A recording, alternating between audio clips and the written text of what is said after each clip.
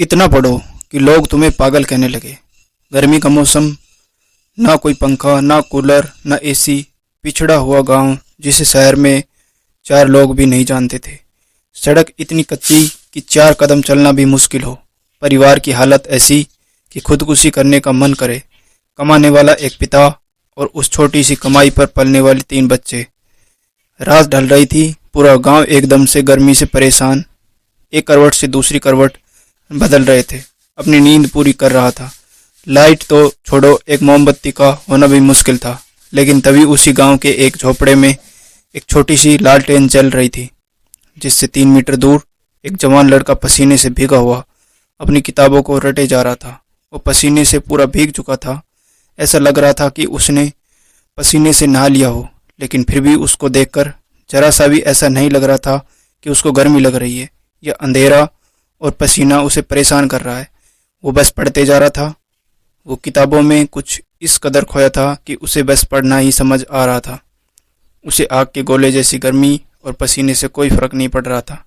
रात के 12 बजे, फिर 1 बजे और फिर 2, और अब 3 बज चुके थे। ना जाने वो लड़का कब से पढ़ने बैठा था, लेकिन अब तक पढ़ रहा था।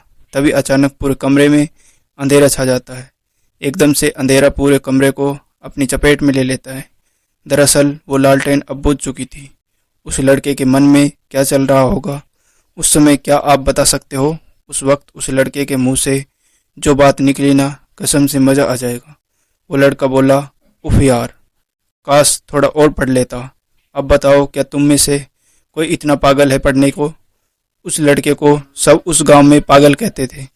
गांव वालों से पता चला कि वो लड़का कब पढ़ने बैठता था, लेकिन कब तक पढ़ता रहेगा कोई नहीं बता सकता था। बल्कि उसको खुद भी याद नहीं रहता था कि वो कितनी देर से पढ़ रहा है। हाँ, मानता है कि ऐसे बड़े किस्से कभी कभी सुनने और देखने को मिलते हैं, लेकिन जब भी मिलते हैं कसम से दिल में आग लगा देते हैं।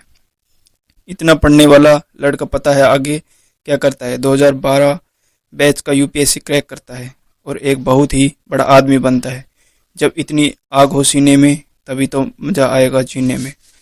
मैं कहता हूँ, उस हालात से लड़कर, संघर्षों से भिड़कर जब एक गरीब और अनाथ लड़का अपने सपनों को पूरा कर सकता है, तो फिर तुम क्यों नहीं? अगर दिल में आग लगी हो ना, एग्जाम फॉर्म के वो 500 रुपये तुम्हें नहीं रोकने वाले। उन गरीब लड़कों के पास फॉर्म भरने तक के पैसे नहीं होते, लेकिन दिल में आग जरूर होती है। वही आग उन्हें ताज दिलवाती है। पढ़ाई भागने के लिए नहीं बनी है, पढ़ाई करने के लिए बनी है। अगर 2 साल भी खुद को दे दिए ना, जब तुम्हारे लिए रात दिन, सुबह शाम, अंधेरा उजाला कुछ मायने नहीं रखेगा, मायने रखेगा तो सिर्फ एक चीज़ कि बस बहुत हो गया, अब सिर्फ पढ़ना है, चाहे कुछ भी हो जाए, बस पढ़ना है।